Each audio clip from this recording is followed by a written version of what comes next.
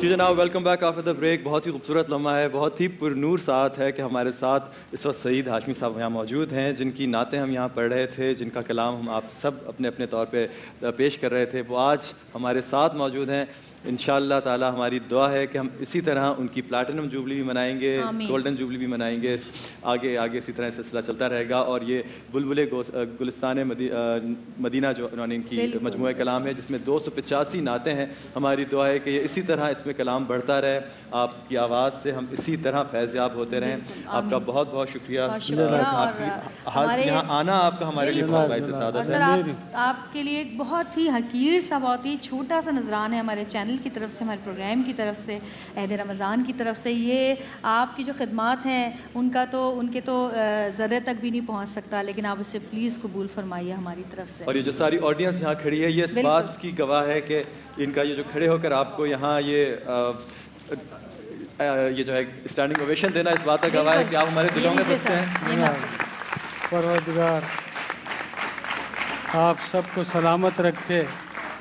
میری انتہائی خوش بختی کہ ایکسپریس چینل نے میرے اعزاز میں یہ تقریب رکھی. یہ انتہائی خوش نصیبی ہے میری. اللہ تعالیٰ آپ سب کو سلامت رکھے, آپ سب کو اس کی بہترین جزا عطا فرمائے. اور میرا جو یہ سلسلہ ہے پروردگار اس کو تا حیات قائم و دائم فرمائے. جناب بڑی عزت ہے. اور اس وقت آپ یہاں موجود ہیں تو یہ کیسے ہو سکتا ہے کہ ہم آپ کی آواز کا جو ہے ہم اس کو یہاں فیض یاب نہ ہوں اس سے, اور آپ سے دو بول نہ سنیں. لم یاتی نزیدک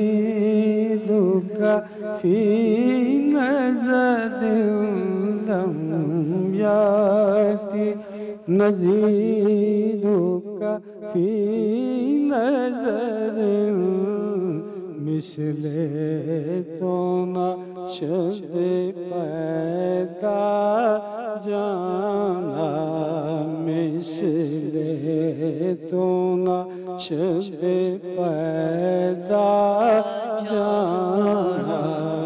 جگداج کو تاج تورے صد سوئے, جگداج کو تاج تورے صد سوئے, تجھ کو شہید دوسرا جانا.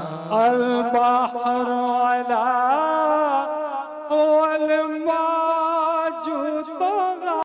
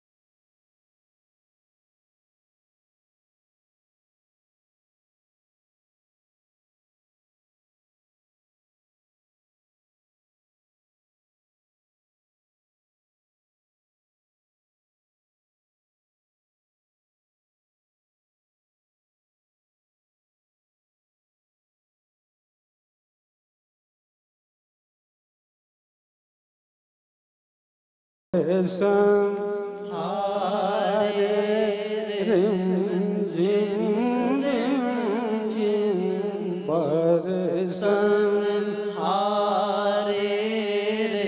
رم جم رم جم برسنہارے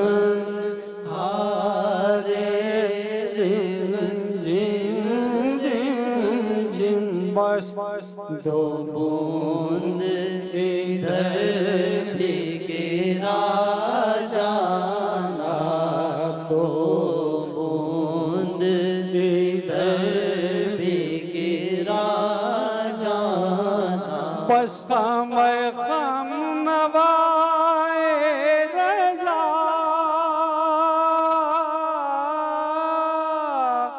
نہ یہ طرز میری نہ یہ رنگ میرا نہ یہ طرز میری نہ یہ رنگ میرا ارشاد یہ با ناطق تھا ارشاد آئے با ناطق تھا لاچار سے راہ پڑا جانا لم یاتی نظیر کا فی نظر مثل تو نشد پیدا جانا سبحان اللہ۔ دعا ہے کہ آپ کی آواز ہمیشہ ہمارے درمیان رہے، اسی طرح یہ آپ کی آواز کا جادو ہمارے دلوں پر اپنا راج کرتا رہے۔ بہت بہت شکریہ سعید ہاشمی صاحب آپ کے لیے۔ ٹریبیوٹ تو خیر بہت چھوٹی سی چیز ہے، یہ خراج عقیدت بہت ہی ادنا سی چیز ہے، لیکن الحمد کی طرف سے آپ کے لیے اور آپ کی اہلیہ کے لیے عمرے کا ٹکٹ ہے، آپ ہماری طرف سے 23ویں دفعہ عمرہ کیجئے۔ ماشاءاللہ، میری بہت خوش بختی ہے ایک مسلمان کے لیے، اس سے بڑا اعزاز کیا ہو سکتا ہے بے شک کہ اس کی حاضری حرمین طیبین میں ہو جائے۔ بالکل سبحان اللہ۔ میزان کی طرف سے، جامع شیریں کی طرف سے، مہروز کی طرف سے، شکر گنج کی طرف سے آپ کے ساتھ گفٹ ہیمپرز آپ کی اہلیہ کے لیے اور آپ کے لیے۔ میں سب کا شکریہ ادا کرتا ہوں۔ اللہ تعالیٰ بہت جزائے خیر عطا فرمائے، آمین۔ اللہ تعالیٰ کاروبار میں برکت عطا فرمائے، صحت میں، عافیت میں برکت عطا فرمائے اور ہمیشہ خوشیوں کے ساتھ رکھے، سلامت رکھے۔ آمین۔ بہت بہت شکریہ سعید ہاشمی صاحب۔ ہم ایک بریک کی طرف چلتے ہیں اس دعا کے ساتھ کہ سعید ہاشمی صاحب ہمارے درمیان اسی طرح اپنے خوبصورت کلام اور اپنی خوبصورت آواز سے ہمارے دلوں پہ راج کرتے رہیں، اور جتنے بھی نعت خواں، جتنے بھی ثنا خواں پاکستان میں موجود ہیں، ان سب کا سایہ اللہ تعالیٰ ہمارے سروں پہ سلامت رکھے، آمین۔ ہم چلتے ہیں ایک چھوٹی سی بریک کی طرف، دیکھتے رہیے عہد رمضان۔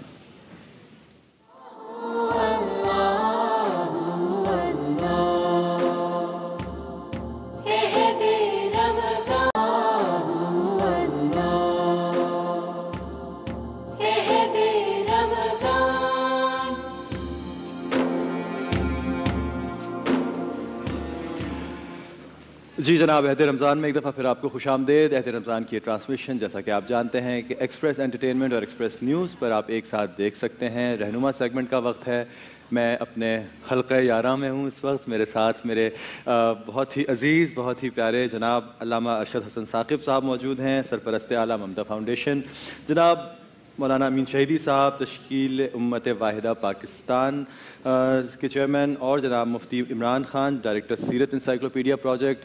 سب بہت بہت شکریہ ایک دفعہ پھر آپ کا آنے کا اور رونق بخشنے کا۔ آج شہیدی صاحب، آج تو ماشاءاللہ بہت نورانی شب قدر بالکل شب قدر۔ یہ شب آج جو 27ویں کی شب ہے، شب قدر کیوں کہلاتی ہے، اس کی کیا فضیلت ہے، اس کا کیا مرتبہ ہے، شروع میں بھی ہم نے پروگرام میں آپ کو اس کے بارے میں تھوڑا سا بتایا، لیکن اب جب کہ ہمارے علماء اکرام ہمارے ساتھ موجود ہیں تو میرا کچھ بھی کہنا نہیں بنتا۔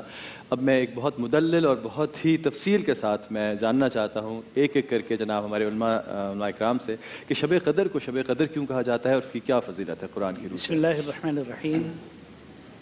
اللہ پاک نے اس شب قدر کے حوالے سے پوری سورت نازل فرمائی ہے کہ انا انزلناہ فی لیلۃ القدر، کہ ہم نے اس قرآن پاک کو قدر والی رات میں اتارا ہے۔ اب یہ سوال کہ جی اس کو قدر والی رات کہا کیوں جاتا ہے؟ اس کے بارے میں دو گزارشات میں آپ کی خدمت میں عرض کروں گا۔ قدر کا ایک معنی تو وہ ہے جو عربی اور اردو میں کامن ہے، اور وہ ہے کسی چیز کی قدر کرنا، عزت کرنا، اس کو اچھا مقام دینا، احترام کرنا۔ قدر کا یہ معنی اردو میں بھی استعمال ہوتا ہے اور عربی میں بھی استعمال ہوتا ہے، اور زیادہ تر یہاں پر جو یہ آیت مبارکہ میں لیلۃ القدر کا 3 بار استعمال ہوا، تو یہ زیادہ تر اس میں رجحان جو ہے نا معنی کا وہ اسی احترام کے معنی کے حوالے سے ہے کہ یہ رات چونکہ منسوب ہے اللہ کی آخری الہامی کتاب کے نزول کی طرف، تو آخری اللہ کی الہامی کتاب چونکہ اس دھرتی پہ سب سے زیادہ قابل قدر ہے، اب اس سے جو چیز بھی منسوب ہوتی جائے گی، بلکہ منسوب چیز کی طرف بھی جو چیز منسوب ہوتی جائے گی وہ قابل قدر ہوتی جائے گی۔ مثلا یہ لیلۃ القدر تو وہ ہے نا کہ پرٹیکولرلی اس رات کے اندر نازل ہوئی، اب اس رات کی طرف منسوب ہوا شہر رمضان، تو شہر رمضان کو بھی سید الشہور بنا دیا گیا، سارے مہینوں کا سردار رمضان کا مہینہ ہے۔ 12 مہینوں میں سے کسی مہینے کا نام لے کے کوئی خصوصی تعریف نہیں کی گئی، لیکن اس مہینے کے بارے میں کہا گیا کہ شہر رمضان الذی انزل فیہ القرآن۔ کیوں؟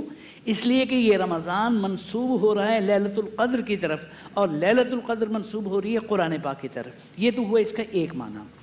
دوسرا معنی قدر کا معنی تنگی بھی ہوتا ہے۔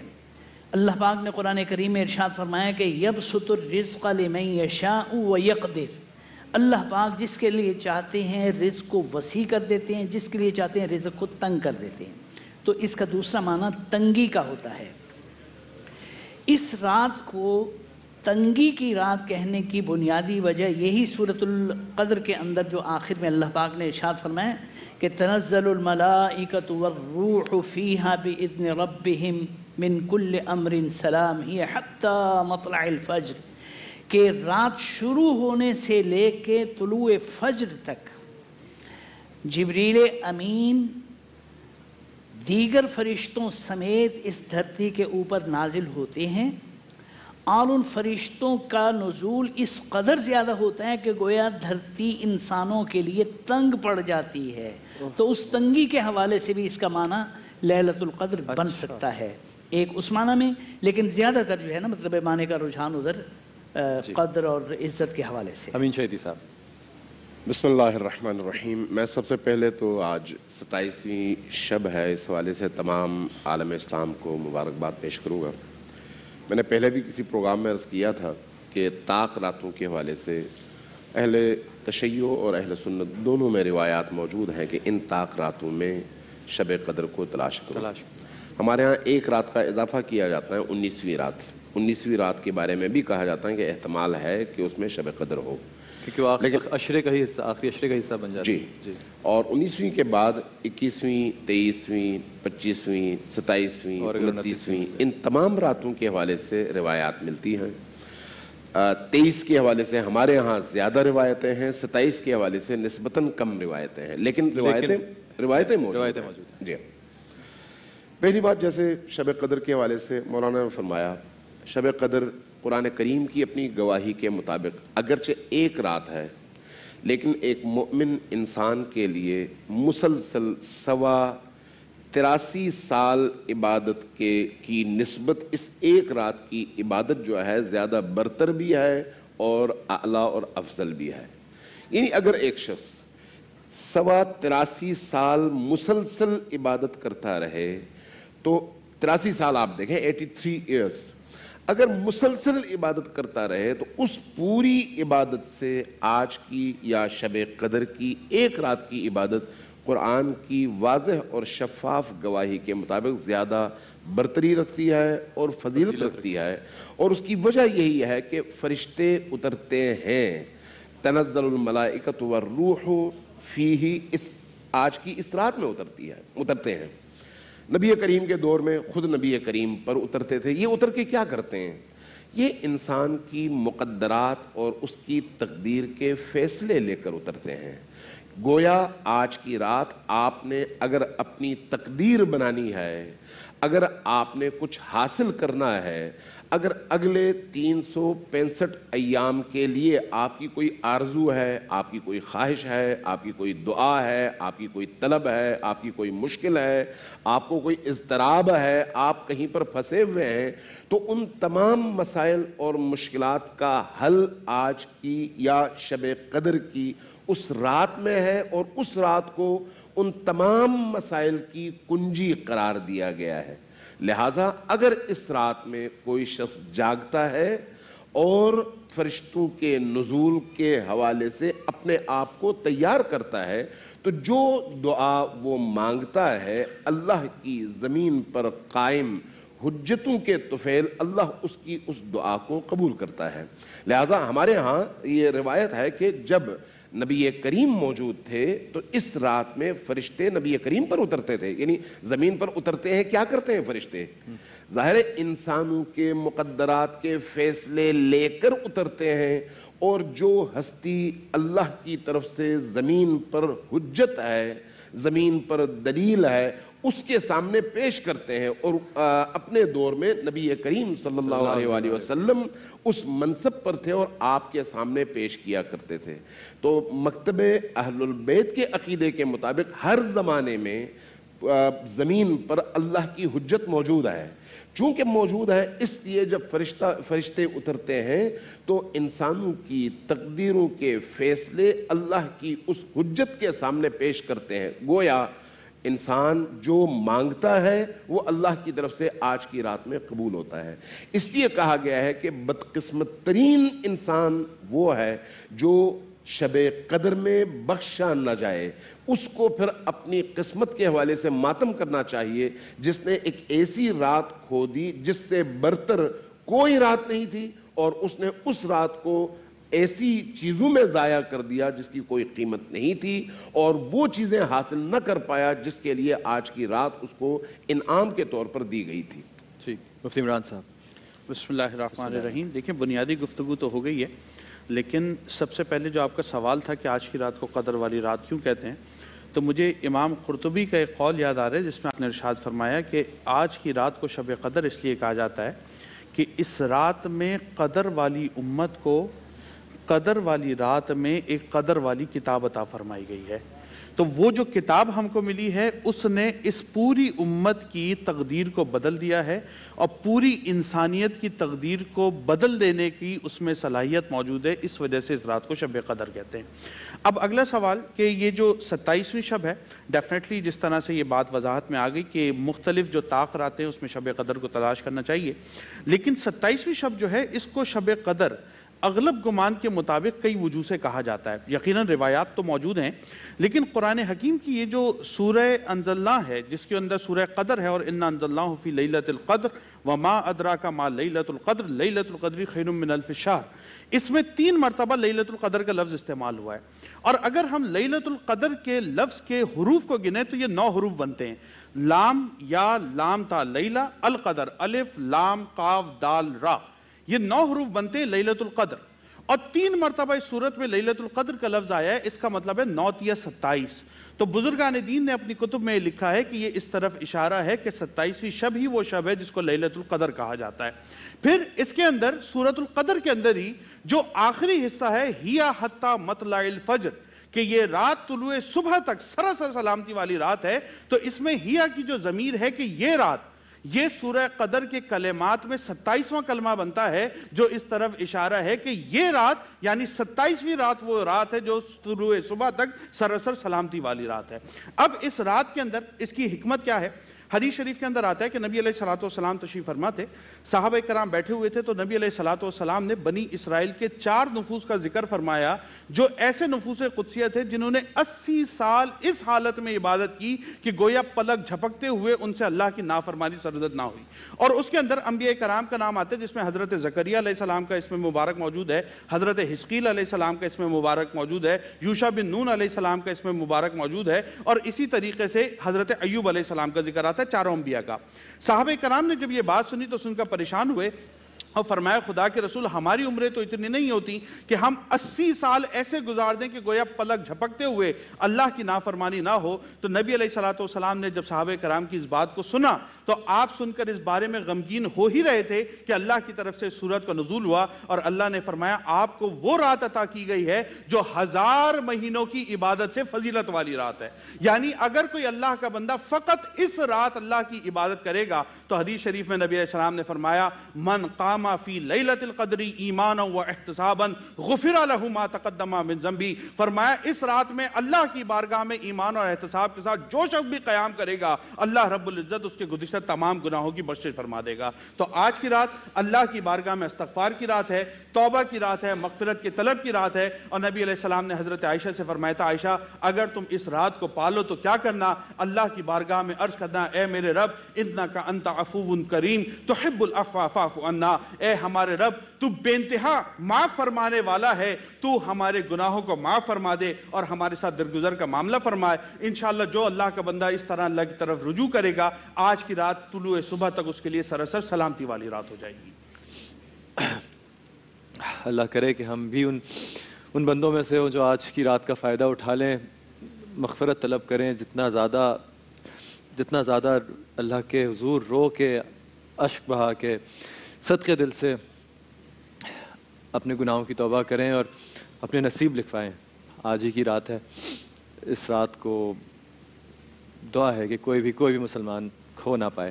ایک چھوٹی سی بریک کی طرف چلتے ہیں, رہنما سیگمنٹ ہمارا جاری ہے, واپس آئیں گے تو آپ کے سوالوں کے جواب بھی ہوں گے. دیکھتے رہیے عہد رمضان.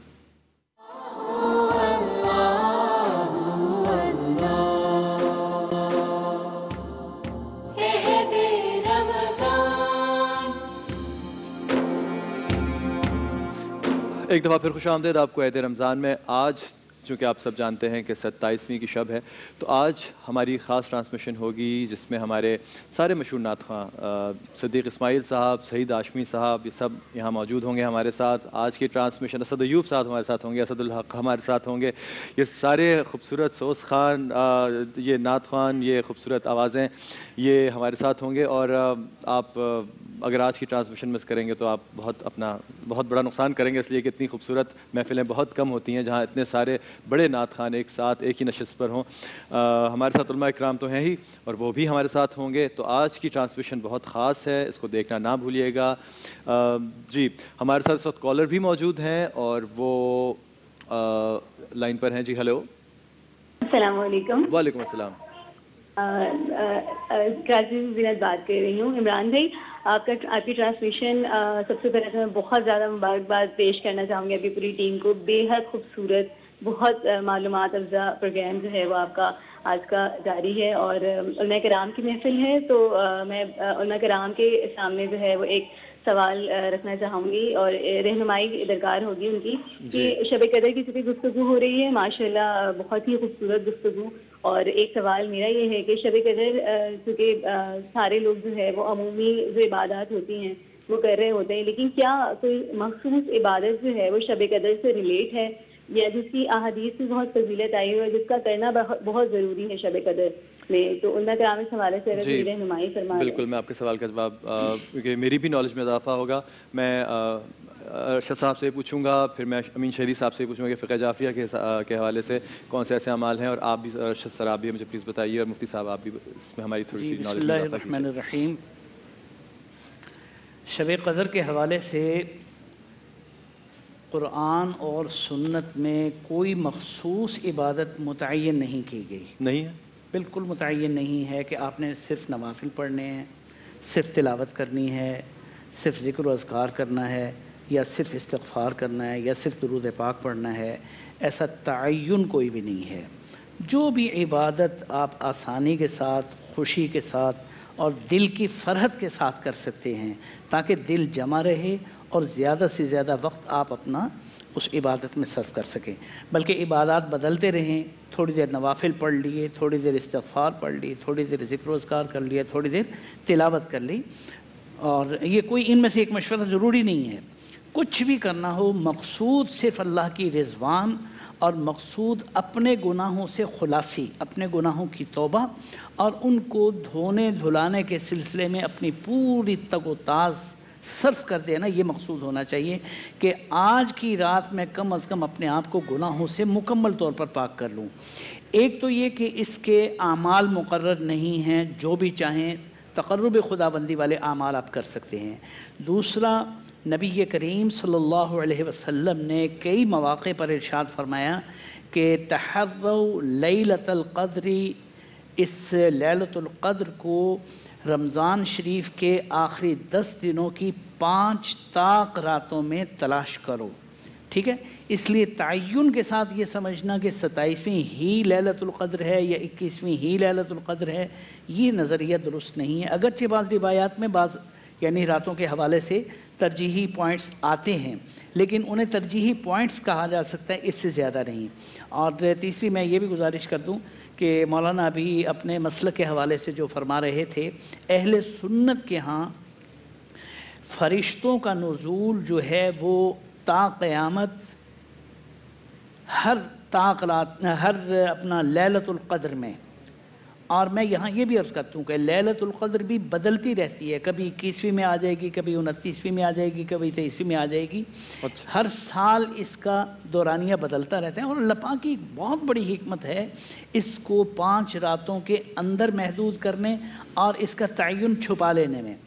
تعین جو واضح نہیں کیا گیا اس میں خاص حکمت یہ ہے کہ کم از کم ہم لوگ 5 راتیں تو کسی چیز کی تلاش میں صرف کریں نا، لیلۃ القدر کی خاطر 5 رات کی مشقت تو اٹھائیں نا، کیونکہ اس رات میں اجر کتنا بڑا ملنے والا ہے کہ سابقہ امتوں کی پوری زندگی کے برابر ہمیں اجر ملنے والا ہے، اپنی پوری زندگی سے بھی، اپنی یعنی ایوریج لائف سے زیادہ۔ آج کل ہماری ایوریج لائف وہ تو 70 کو بھی نہیں پہنچتی ہے، ٹھیک ہے؟ تو ایوریج لائف سے بھی زیادہ کا اجر اگر پانا ہے تو اس کے لیے 5 راتوں میں تلاش اتنا تو بنتا ہے۔ اتنی قدر والی رات ہے تو اس کے لیے تھوڑی سی تو تلاش زیادہ ہونی چاہیے۔ حضور صلی اللہ علیہ وسلم نے ایک بڑی خوبصورت مثال دی، میں وہاں سے اس بات کو اور بھی واضح کر دوں۔ نبی کریم صلی اللہ علیہ وسلم نے ایک مثال دی کہ ایک بندے نے مزدوری کے لیے کچھ لوگوں کو صبح بلایا کہ جی شام تک کام کرو، تمہیں 1 دینار ملے گا۔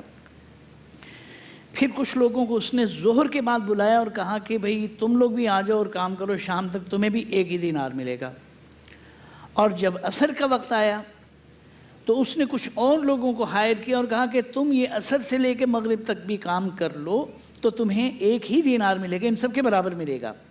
تو آپ صلی اللہ علیہ وسلم نے یہ مثال دے کر ارشاد فرمایا کہ پچھلی امتوں پر مشقت عمل تم سے کہیں زیادہ ڈالی گئی، لیکن اجر ان کو اتنا ہی ملا جتنا تمہیں، تمہارے اوپر عمل تھوڑا ڈالا گیا اور اجر اللہ پاک کی طرف سے زیادہ رکھا گیا۔ تو کتنی خوش قسمتی کی بات۔ امین شہیدی صاحب آپ بتائیے گا فقہ جعفریہ کے حوالے سے۔ جی، اس رات کے حوالے سے یعنی شب قدر کے حوالے سے اعمال مخصوص ہیں ہمارے ہاں، تو ان میں سب سے پہلا عمل غسل کا ہے۔ جو نماز مغرب آپ پڑھتے ہیں وہ غسل کے بعد پڑھنا چاہیے، نماز پڑھنی چاہیے، یعنی اس غسل کے ساتھ جو آپ شب قدر کی نیت سے کرتے ہیں۔ دوسرا جو عمل ہے وہ ایک تو ہے 100 رکعت نمازیں، اگر کوئی شخص پڑھ سکے بہت اچھی بات ہے، 2 رکعت کے حساب سے، اگر نہ پڑھ سکے تو پھر 2 رکعت نمازیں ہیں جس میں پہلی رکعت میں سورہ حمد کے بعد 7 مرتبہ قل هو اللہ احد یعنی سورہ اخلاص، اور دوسری رکعت میں بھی سورہ حمد کے بعد 7 مرتبہ سورہ اخلاص۔ اس طرح سے 2 رکعت نمازیں ہیں۔ ان کے ساتھ پھر سورہ دخان، سورہ عنکبوت اور سورہ روم، ان 3 سورتوں کے پڑھنے کا حکم ہے۔ سورہ عنکبوت، سورہ دخان اور سورہ روم، یہ 3 سورتیں جو ہیں اس رات میں پڑھنے کا حکم ہے۔ اس کے ساتھ دعائے جوشن کبیر ہے جس میں اللہ تبارک و تعالیٰ کے 1000 اسماء کا واسطہ دیا جاتا ہے اللہ تبارک و تعالیٰ کو، اور ان اسماء کے طفیل جہنم کی آگ سے نجات کی دعا مانگی جاتی ہے۔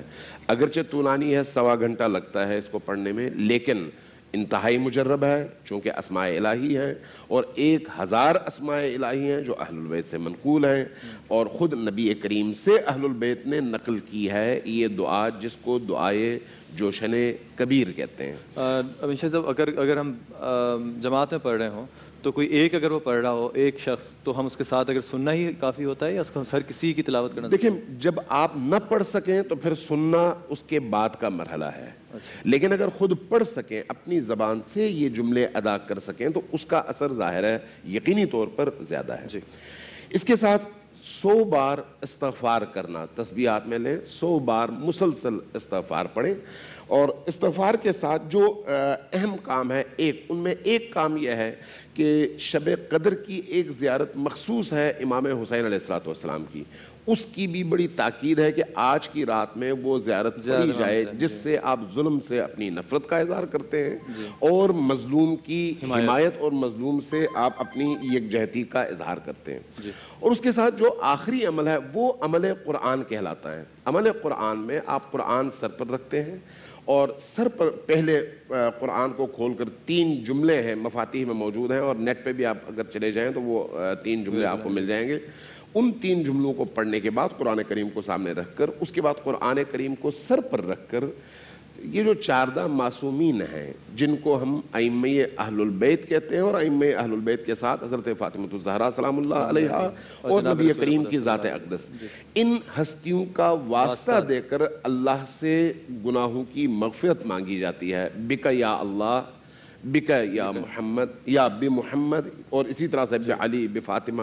تو یہ جو عمل ہے یہ آخری عمل ہے شب قدر کے حوالے سے. اگر یہ سارے اعمال ہو جائیں تو پھر یقینی طور پر سحری کا وقت قریب آ جاتا ہے, اور آج کی رات تقریباً آپ کے دعا اور مناجاتوں ہی میں گزر جاتی ہے. جی بہت شکریہ. مفتی عمران صاحب, دیکھیں اس میں پہلے تو میں ارشد صاحب کی بات میں ایک اضافہ صرف کر دوں کہ جو انہوں نے یہ ارشاد فرمایا کہ اس میں جو مخفی رکھا گیا ہے اس میں نیکوکاروں کے لیے بڑی حکمت ہے کہ وہ 5 دن میں تلاش کریں.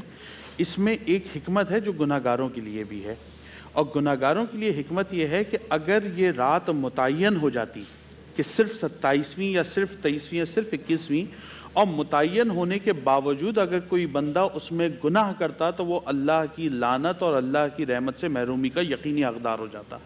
اب کیونکہ یہ رات متعین نہیں کی گئی تو یہ اللہ کا اپنے بندوں پر خاص فضل ہے کہ اس طرح نیکوکار وہ نیکی میں عبادت میں کثرت کریں گے, اور گناہ گار جو ہوگا اس کی بچت ہو جائے گی کہ وہ یہ گمان کرے گا شاید آج کی رات شب قدر نہیں ہے, تو اگر کوئی خطا ہوتی ہے تو اللہ اس کو درگزر فرمائے گا. تو یہ اللہ کے بندوں پر خاص اس کا فضل ہے.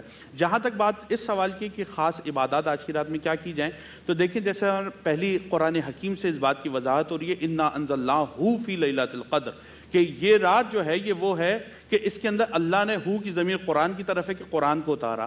تو کثرت تلاوت قرآن یہ سب سے پہلی چیز ہے جو کرنی چاہیے.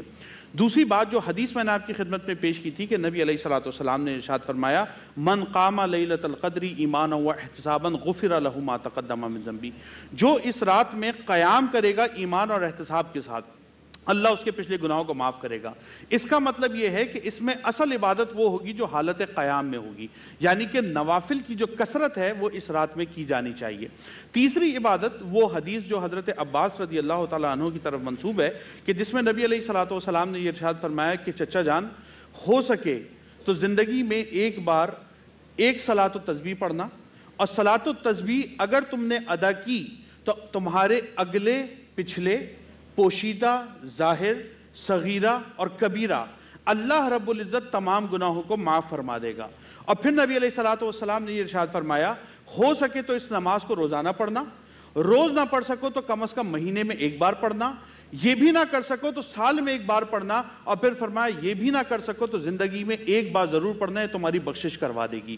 تو صلاۃ التسبیح جو ہے آج کی رات میں بزرگان دین نے بالخصوص اس کی طرف اشارہ کیا کہ اس کو ادا کیا جائے, اور اس کا جو مسنون طریقہ ہے اگر آپ کہیں گے تو میں انشاءاللہ وہ بھی بیان کر دوں گا. اس کے مطابق اگر آپ اس کو ادا کریں گے تو اللہ کی خاص نعمتیں اور برکتیں آج کی رات میں حاصل کی جا سکتی ہیں. بہت بہت شکریہ محترم صاحب. جی آڈینس میں ہمارے ساتھ ہیں جو سوال پوچھنا چاہ رہی ہیں, ایک بہن ہے ہماری. جی فرمائیے. السلام علیکم. جی آپ سے یہ ہے کہ جب ہمارے والدین دنیا سے چلے جاتے ہیں اور بہن بھائی ہوتے ہیں اور بھائی اپنی بہنوں کو پوچھتے نہیں ہیں, ملنے نہیں آتے, تو ان کے لیے کیا ہے؟ اچھا امین شہیدی صاحب سے میں شروع کروں گا کہ جی اس سوال کا تعلق بنیادی طور پر صلہ رحم سے ہے. صلہ رحم اسلامی شعائر, احکام اور اخلاقیات میں وہ عمل ہے جس کی تاکید باقی تمام اعمال کی نسبت سب سے زیادہ ہے. لہٰذا یہ جو والدین سے صلہ رحم ہے بھائی قطع بہنوں رحمی سے اور صلہ رحمی ایک ہی چیز؟ جی قطع رحمی اور صلہ نہیں، دو الگ الگ چیزیں. صلہ رحم یعنی رحم اصل میں وہ ہے نا مرکز ہے، ماں کا پیٹ. ایک ہے صلہ رحم یعنی رحم سے جو رشتے آپ کے بنتے ہیں ان کے ساتھ آپ ہمیشہ جوڑے رکھیں. ایک ہے قطع رحم یعنی ان رشتوں کو آپ توڑے رکھیں. دو الگ الگ چیزیں اور اپوزٹ ہے، ایک نیگیٹو ہے اور ایک پازیٹیو ہے. اچھا ٹھیک ہے. اس لیے یہ جو صلہ رحم ہے یہ قطعی رحم یا قطع رحم کے مقابلے میں ہے. لہذا صلہ رحم کی انتہائی زیادہ تاکید ہے، چاہے والدین کے حوالے سے ہے، چاہے اولاد کے حوالے سے ہے، چاہے بہن بھائیوں کے حوالے سے. وہ تمام رشتے جن کا تعلق شکم مادر کے ساتھ آپ کا تعلق جو ہے جڑ جاتا ہے اس تعلق کی وجہ سے. اس میں حتیٰ یہاں تک روایات اور احادیث میں موجود ہے کہ اگر کوئی شخص صلہ رحم نہیں کرتا تو اس کی عمر کے ایام اور سال کم ہو جاتے ہیں، اور اگر کوئی قطعی رحم کرتا ہے اور کاٹ دیتا ہے رشتوں کو تو اس کی زندگی کے ایام کم ہو جاتے ہیں اور عمر کم ہو جاتی ہے. اور اگر کوئی صلہ رحم زیادہ سے زیادہ کرتا ہے تو اس کی عمر کے ایام بڑھ جاتے ہیں. لہٰذا یہاں پر چاہے بہن بھائی ہوں چاہے والدین کے حوالے سے بہت زیادہ تاکید ہے، بہن بھائیوں کے حوالے سے بھی تاکید یقینی طور پر ہے. خصوصاً والدین کے حوالے سے جو بعض روایات ہیں وہ تو اتنی عجیب و غریب ہیں کہ آدمی بڑا پریشان ہو جاتا ہے کہ بھئی اس حد تک تاکید کی گئی ہے. امام صادق علیہ السلام کی بارگاہ میں ایک شخص حاضر ہوا، کہا کہ یا ابن رسول اللہ، میرے والد رسول پاک کی شان میں گستاخی کرتے ہیں، ان کی سزا کیا ہے؟ جواب میں فرمایا کہ اس کی سزا قتل ہے. کہا کہ کیا مجھے اجازت ہے کہ میں یہ کام کروں؟ کہا کہ نہیں، تم یہ کام نہ کرو. کہا کیوں؟ کہا کہ کر سکتے ہو، جائز ہے، لیکن چونکہ وہ تمہارا باپ ہے اس لیے اگر تم یہ کام کرو گے تو تمہاری عمر ختم ہو جائے گی. کہا کہ یا ابن رسول اللہ، رسول پاک کی شان میں، اہل البیت کی شان میں اگر کوئی اس طرح کی گستاخی ہو اور میں خاموش رہوں تو یہ میرا ضمیر گوارا نہیں کرتا، مجھے اجازت دیں. کہا کہ تمہاری مرضی، لیکن یہ یاد رکھنا کہ اس کا نتیجہ کیا ہے. کچھ دن بعد خبر ملی کہ اس نے اپنے باپ کو قتل کر دیا اس جرم میں. کچھ دن گزر گئے، کسی نے آگے خبر دی کہ یا ابن رسول اللہ وہ نوجوان آج مر گیا. تو فرمایا کہ میں نے اس وقت کہا تھا کہ اپنے باپ کو چاہے وہ مجرم ہی کیوں نہ ہو اگر بیٹا قتل کرے تو اس کی جو نیچرل اس کا جو اثر ہے، اس کی تاثیر ہے وہ یہ ہے کہ عمر ختم ہو جاتی ہے.